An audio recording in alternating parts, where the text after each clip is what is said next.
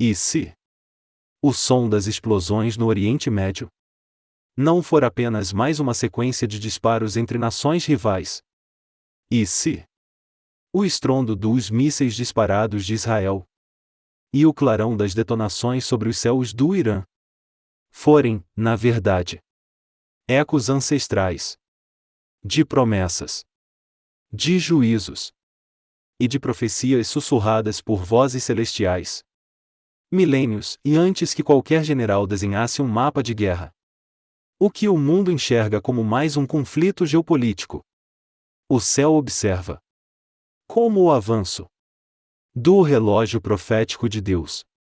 Porque na madrugada de 13 de junho de 2025, o mundo simplesmente prendeu a respiração. Israel lançou um ataque direto, precisamente calculado, mortal. Alvos nucleares no Irã destruídos. Sirenes soaram. Reservistas foram mobilizados. Missões de interceptação foram disparadas. Bombardeiros cruzaram fronteiras invisíveis.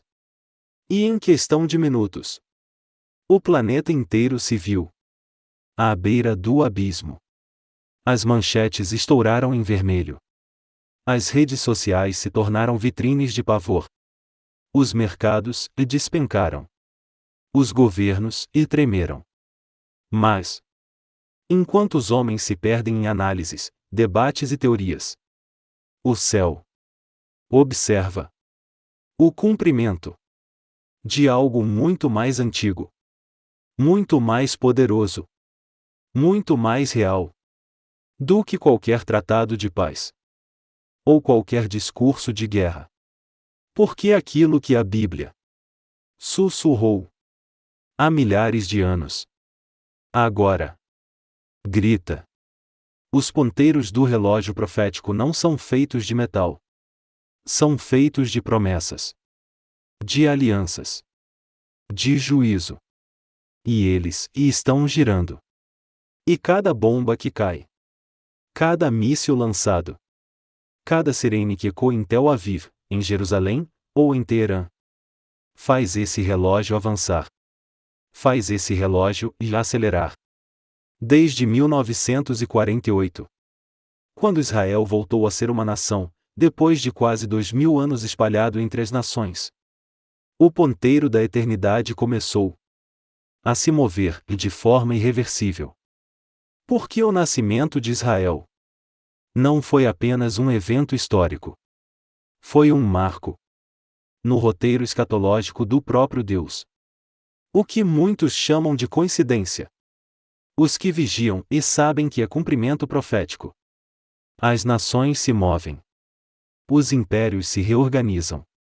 As alianças se formam. Os exércitos se preparam. E no epicentro disso tudo está ela, Israel. Uma nação pequena, insignificante no mapa, mas gigantesca no calendário do céu. Por que Israel? Não existe porque o mundo quis. Existe porque Deus sustenta. E a história prova isso. O povo que sobreviveu a Faraós, a Nabucodonosor, a Tito, general de Roma, ao Holocausto nazista. E hoje, cercado por mais de 20 nações hostis, permanece. Inexplicavelmente. Permanece. A explicação está gravada não nos tratados de paz, mas nas Escrituras Sagradas. E farei de ti uma grande nação. E te abençoarei. E engrandecerei o teu nome. E em ti serão benditas todas as famílias da terra. Foi isso que Deus prometeu a Abraão. E uma promessa feita por aquele que criou os céus e a terra jamais será quebrada. Mas essa mesma promessa carrega um preço. Porque junto com a bênção veio a perseguição, veio o ódio, veio a fúria de um sistema que odeia tudo o que Deus ama. E então surge uma pergunta que ecoa às gerações. Por quê? Por que Israel desperta tanto ódio? Por quê?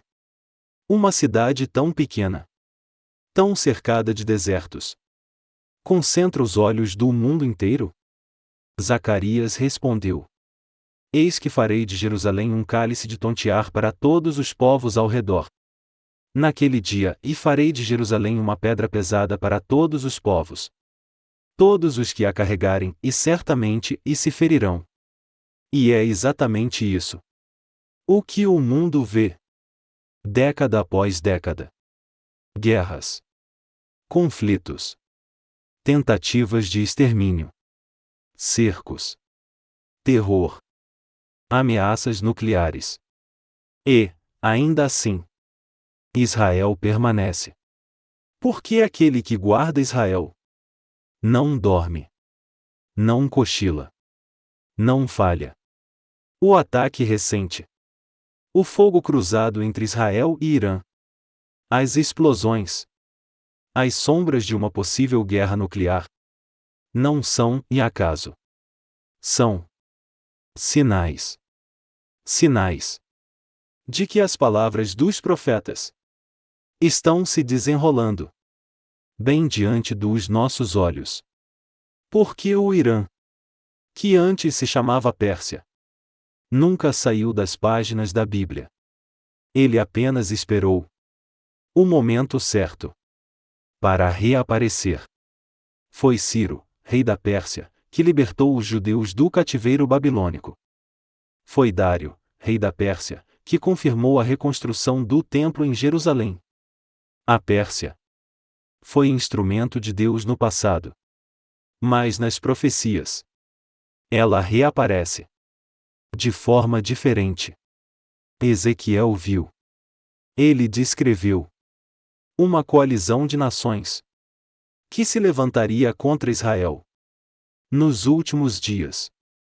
Ele falou de Gog, da terra de Magog, de Pérsia, de Cuxe, de Pute, de Gomer, de Togarma. E quando ele viu, ele não via apenas exércitos. Ele via o cenário espiritual de uma guerra que não seria apenas travada na terra. Porque essa guerra não é já apenas política. Não é já apenas militar. Não é apenas humana. É uma guerra espiritual. É um confronto entre luz e trevas. Entre o trono de Deus e os reinos deste mundo. E hoje, quando os céus do Oriente Médio se acendem em fogo, quando os satélites capturam rastros de mísseis cruzando fronteiras, quando sirenes ecoam em Tel Aviv e Teherã, os que conhecem as Escrituras sabem. Isso não é apenas história. É a profecia. É juízo. É destino. O mundo tenta entender. Os analistas fazem mapas. Os diplomatas tentam negociar cessar-fogos. Os jornalistas relatam, e sem saber que estão narrando, os capítulos finais da história humana. Por quê? Tudo isso já estava escrito. E os ponteiros do relógio profético de Deus não param.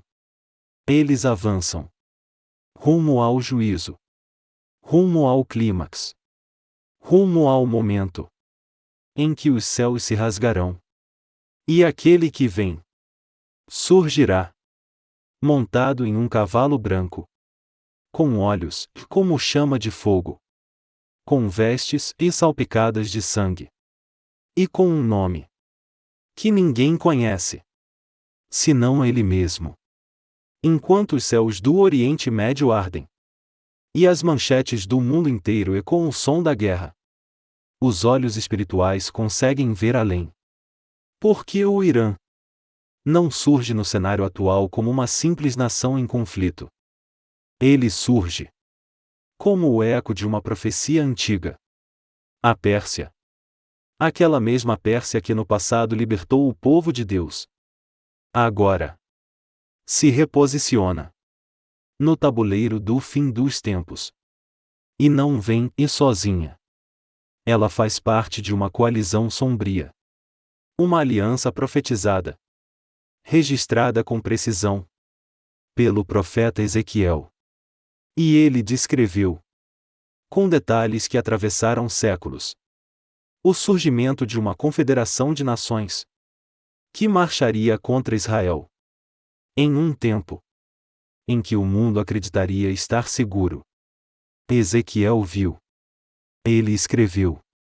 Ele desenhou no papel da eternidade os contornos exatos desse juízo. Gog, da terra de Magog, príncipe de Rois, de Meseque e Tubal. Contigo estarão Pérsia, Cuxi e Pute. Todos eles com escudo e capacete. E quando olhamos para o mapa atual, o que vemos? É exatamente aquilo que Ezequiel viu. Pérsia, Irã, Cuxi, região da Etiópia e do Sudão. Pute, territórios do norte da África. Gomer, região da Europa Oriental. Togarma, territórios da atual Turquia.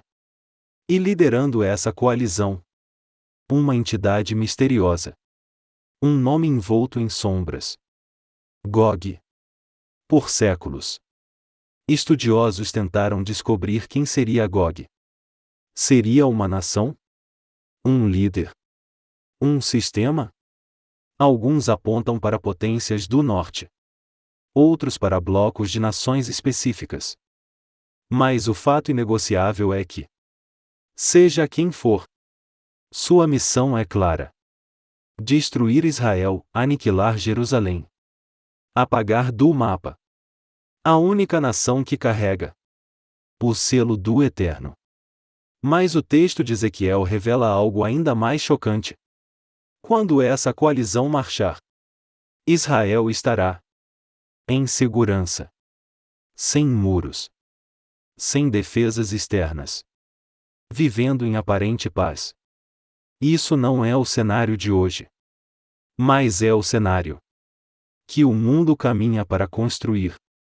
Porque antes dessa guerra, o cenário precisará de algo que ainda não se concretizou. Um tratado. Uma aliança de paz. Um pacto. Assinado. Selado. Mas não por mãos de Deus. E sim, pelas mãos do engano. O anticristo. O príncipe que há de vir. Um homem que surgirá, oferecendo aquilo que o mundo mais deseja: paz. Mas será uma paz falsa, frágil, enganosa. Esse homem fará um pacto com muitos. Permitirá a reconstrução do templo em Jerusalém. Restaurará os rituais antigos. Permitirá que os sacrifícios retornem. Mas na metade desse acordo, ele rasgará esse pacto. Profanará o templo. Se assentará nele. E se declarará Deus. Nesse momento, a máscara cai. O mundo verá quem ele realmente é. E enquanto ele age, as nações se movem, seduzidas, instigadas, provocadas por espíritos imundos que saem da boca do dragão, da besta e do falso profeta. Uma trindade profana. Um eco invertido da Trindade Santa. E elas marcham. Elas se alinham. Elas se preparam. Não sabem que estão sendo conduzidas pelo próprio Deus ao palco do juízo final. Porque Ezequiel não descreveu apenas tropas. Ele descreveu o próprio juízo se movendo. Ele viu terremotos, saraiva, enxofre, fogo vindo dos céus. Ele viu montanhas se desfazendo, povos entrando em colapso, nações se dobrando, não diante de exércitos, mas diante do próprio Deus. O texto revela que após essa guerra, os corpos dos exércitos mortos serão enterrados por 7 meses, e as armas queimarão por 7 anos. Ezequiel não escreve poesia. Ele escreve juízo. Ele desenha o peso do dia do Senhor. Mas o mundo não percebe. Ele chama isso de guerra, de política, de diplomacia. Mas os que vigiam sabem. Isso não é apenas geopolítica. Isso é escatologia viva. É o roteiro do fim dos tempos se desenrolando diante dos nossos olhos. E nesse exato momento, enquanto as bombas explodem no céu do Oriente Médio, enquanto Israel e Irã trocam mísseis e ameaças, enquanto os satélites registram cada movimento, o céu está em silêncio. Mas não é um silêncio de descuido. É o silêncio de quem observa a peça final sendo posicionada no tabuleiro da eternidade. O trono de Deus não está em crise. O céu não está em pânico. Ele rege cada nação, cada fronteira, cada movimento. Atos 17 declara: Deus estabeleceu os tempos e os limites da habitação dos povos. Nada, absolutamente nada, está fora de controle. E enquanto os homens se reúnem em conselhos, enquanto as Nações Unidas redigem resoluções, enquanto os líderes mundiais ameaçam, acusam e tentam negociar, o céu observa. O céu espera. O céu se move. Porque há algo acontecendo que não aparece nas manchetes. Uma reunião silenciosa, poderosa, invisível aos olhos naturais. Homens e mulheres espalhados pelo mundo, em quartos, em igrejas, em cavernas secretas, de joelhos, com lágrimas nos olhos, com a testa no pó. Intercessores, atalaias, sentinelas do tempo. Eles não estão apenas orando. Eles estão guerreando. Enquanto os tanques avançam nas fronteiras, enquanto os drones cruzam os céus, enquanto os sistemas antimísseis se acendem. No mundo espiritual, outra guerra, muito mais poderosa, está acontecendo. Porque a batalha final não começa com bombas. Ela começa no altar, no secreto, no Espírito.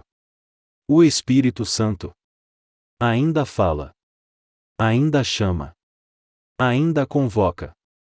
Acorda, igreja. Desperta, noiva. O tempo está se esgotando.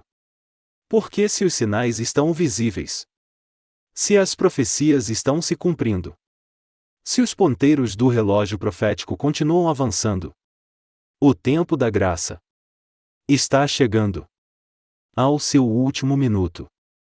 E enquanto muitos olham para o Oriente Médio, procurando respostas, a maior pergunta não é sobre política, não é sobre geopolítica, não é sobre quem vencerá essa guerra.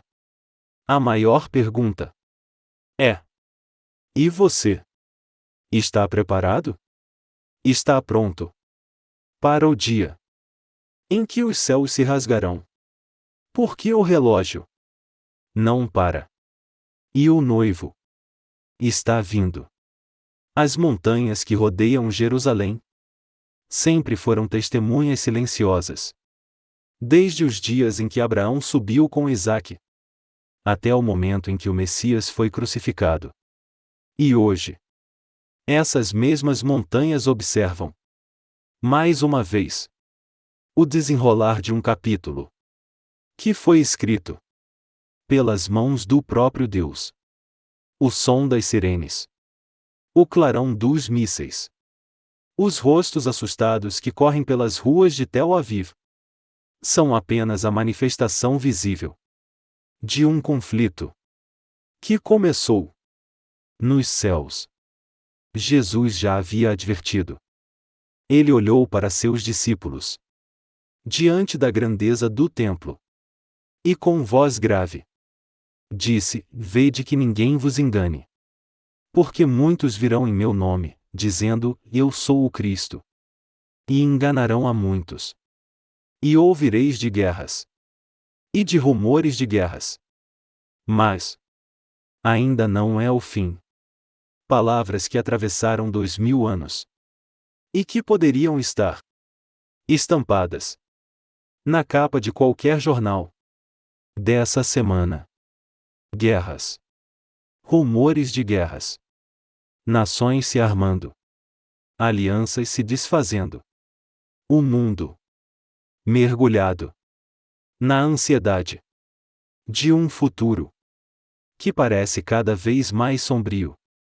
O ataque de Israel ao Irã não é um evento isolado. É uma peça no xadrez profético. Uma peça que ecoa palavras ditas pelo próprio Cristo. Mas o que ele realmente quis dizer quando falou sobre rumores de guerras? Seria isso o prenúncio inevitável do Apocalipse? Ou apenas mais um ciclo de violência humana que antecede o juízo final? Os estudiosos se dividem. Alguns acreditam que esses são apenas os estertores naturais de um mundo em colapso.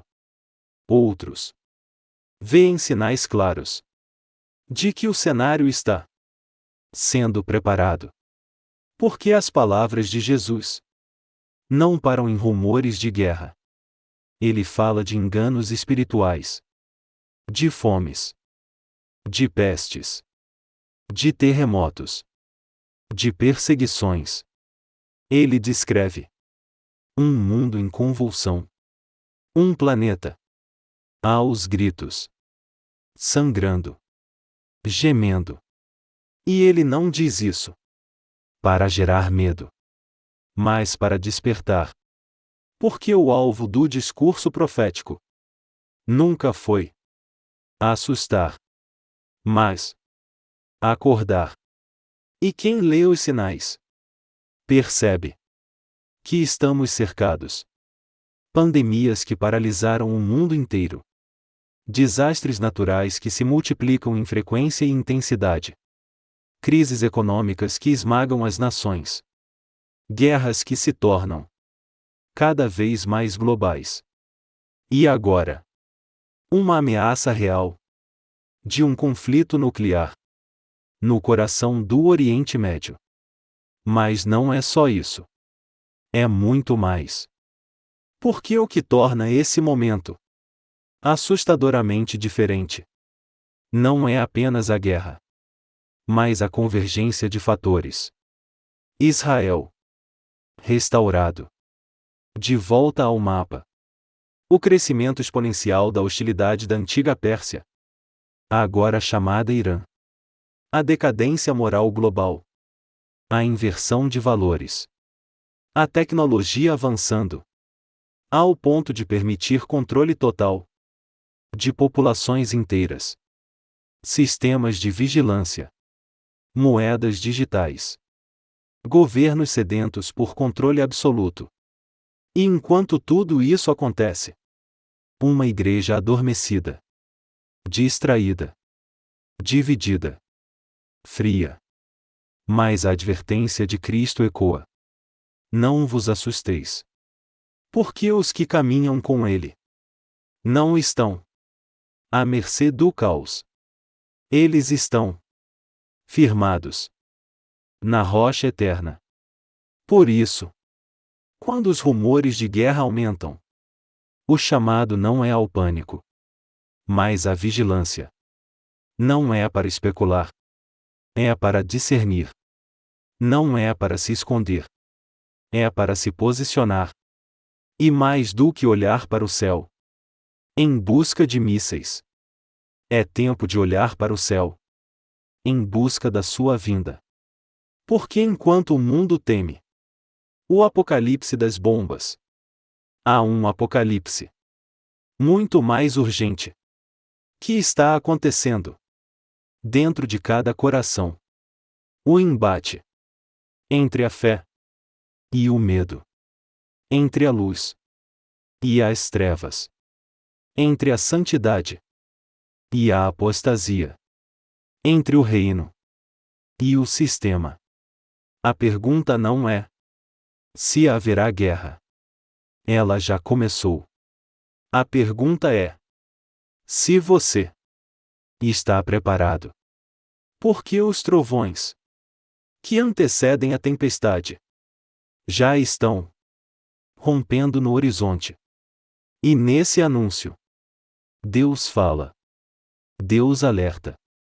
Deus chama. Fala com os que têm ouvidos para ouvir.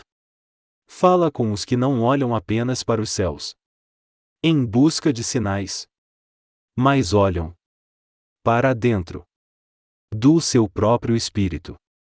Enquanto o mundo calcula seus próximos passos, enquanto os analistas traçam cenários, enquanto os governos pressionam, negociam, ameaçam, o céu permanece inabalável. O livro de Apocalipse descreve que ao redor do trono há seres viventes, há anciãos que não cessam de dizer: Santo, Santo, Santo é o Senhor Deus Todo-Poderoso, aquele que era, que é e que há de vir. E enquanto os mares da política se agitam, enquanto os ventos do medo sopram, o mar de vidro diante do trono permanece perfeito, imutável, intocável. O céu não foi pego de surpresa. O trono não está em crise. O Cordeiro ainda segura o livro selado. E cada selo que se rompe, cada trombeta que ecoa, cada taça que se derrama, é mais um passo rumo ao juízo final. Mas, enquanto isso, há um outro movimento acontecendo. Um clamor silencioso, pouco notado, quase invisível. O clamor dos intercessores. Homens e mulheres anônimos no mundo, mas conhecidos no céu. Eles não estão nas câmaras do poder. Eles não estão nos palácios dos reis. Eles estão no secreto, de joelhos, no pó, na brecha. Eles não fazem discursos. Eles não soltam notas oficiais. Eles fazem algo muito mais poderoso. Eles oram. Eles gemem. Eles choram. Eles jejuam. Eles clamam. Para que, antes que o juízo caia, a misericórdia encontre aqueles que ainda podem ser salvos. Porque enquanto houver tempo, ainda há graça. Enquanto houver graça, ainda há esperança. E enquanto a porta da graça ainda está aberta, o céu continua gritando: Vinde a mim, todos os que estáis cansados e oprimidos, e eu vos aliviarei. O mundo chama isso de fraqueza. Mas o céu chama isso de guerra espiritual. Porque o maior conflito não acontece nas fronteiras de Israel. Não acontece nos bunkers do Irã. Ele acontece no invisível, no espiritual. No eterno. O relógio está correndo. E os ponteiros não param. O céu se prepara. E a pergunta que não pode ser ignorada ecoa dentro de cada alma. Se este fosse o último capítulo da sua história, você estaria pronto? Em algum ponto entre os confins do norte e os vales sagrados da Terra Santa, o profeta Ezequiel viu. Ele viu algo que seus olhos humanos mal podiam compreender. Uma invasão. Uma coalizão de nações, lideradas por um governante misterioso, empunhando não apenas armas, mas ódio, rebelião e afronta direta ao trono do Altíssimo. O objetivo era claro: destruir Israel, apagar o povo da promessa. E aquilo que Ezequiel escreveu continua, até hoje, assombrando os estudiosos, intrigando os teólogos e alertando os que têm olhos espirituais. Porque o mundo pode até ignorar, mas o céu não esqueceu do que ele próprio determinou. As nações se movem exatamente como as peças proféticas foram desenhadas. E a pergunta que ecoa por séculos ainda ressoa com força: quem é Gog? Onde fica Magog? Alguns dizem que é uma potência do norte. Outros afirmam que são nações da Ásia Central. Há quem associa blocos modernos, alianças militares que hoje já existem. E quando o texto menciona Meseque e Tubal, ele aponta para territórios que hoje fazem parte da Turquia moderna. O mapa que Ezequiel desenhou com penas e tintas do passado se encaixa perfeitamente no mapa das tensões atuais. Mas, independentemente da localização exata, o que o texto deixa claro é que haverá uma coalizão. E ela não virá por acaso. Ela será levada, arrastada, direcionada pelo próprio Deus. Porque aquele que comanda os exércitos do céu também segura as rédeas da história humana. E o que parece ser a maior tentativa da história de destruir Israel se transformará no palco da maior manifestação do juízo e da glória do próprio Deus. O texto é claro. Quando eles vierem, Deus responderá. E a resposta não será diplomática. Será sobrenatural. Terremotos que sacudirão os fundamentos da terra. Montanhas desmoronando. Cidades inteiras reduzidas a pó. Fogo. Enxofre. Chuva de saraiva. Os exércitos que se atreverem a marchar contra Jerusalém serão esmagados pelo próprio peso da mão do Altíssimo. O resultado será tão devastador que os corpos precisarão de 7 meses para serem enterrados. E as armas serão queimadas por 7 anos. Para alguns, isso é literal. Para outros, simbólico. Mas uma coisa é inquestionável: o juízo é real. O evento é físico. E as consequências são eternas.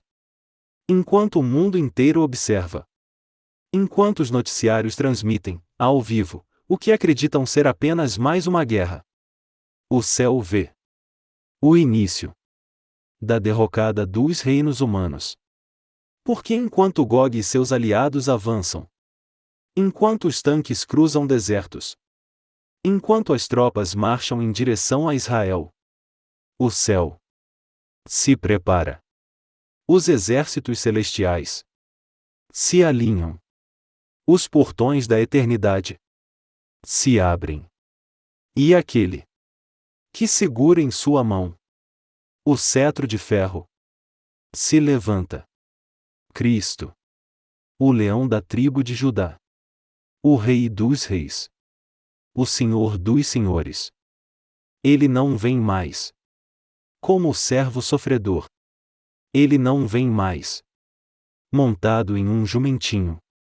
Ele vem montado em um cavalo branco, com olhos como chama de fogo, com vestes salpicadas de sangue, e com um nome que ninguém conhece, senão ele mesmo.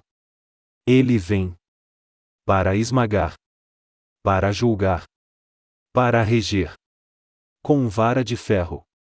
E junto com ele, cavaleiros celestiais, anjos poderosos, exércitos de luz.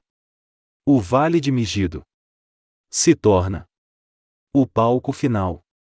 É ali que os reinos deste mundo se encontram pela última vez com o trono que eles rejeitaram. E quando a última trombeta soar, e quando os céus se rasgarem, e quando a glória de Deus se manifestar sobre os exércitos rebeldes, a besta será lançada no lago de fogo.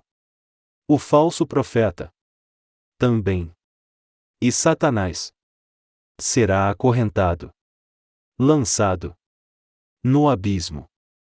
E aquele que governa desde os céus descerá para estabelecer o seu reino, o reino milenar de Jerusalém. O Messias governará, e todas as promessas feitas a Israel se cumprirão. Cada palavra, cada letra, cada vírgula escrita pelo dedo de Deus se tornará realidade. O juízo das nações não será apenas político. Será espiritual. Deus julgará aqueles que rejeitaram a verdade, que perseguiram o seu povo, que se aliaram à besta. Mas aqueles que creram, que ajudaram os irmãos, que reconheceram o Rei, entrarão no seu reino. Porque Armagedon não é o fim. Armagedon é o começo da justiça. É o fim da rebelião. É o início do reinado do Príncipe da Paz.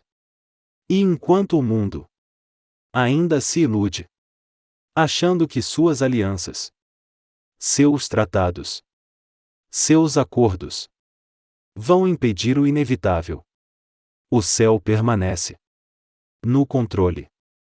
O plano não será frustrado. Ele inclui juízo, mas também inclui redenção. Ele carrega a dor da separação, mas também a glória da restauração. E no meio da tensão global, enquanto os governos discutem e as bombas ameaçam cair, uma outra reunião acontece. Silenciosa, poderosa, invisível aos olhos humanos. A reunião da noiva, da igreja, espalhada pelos 4 cantos da terra. Não como espectadora, mas como parte ativa do plano eterno. Porque a igreja não foi chamada para se esconder. Ela não foi chamada para se acovardar.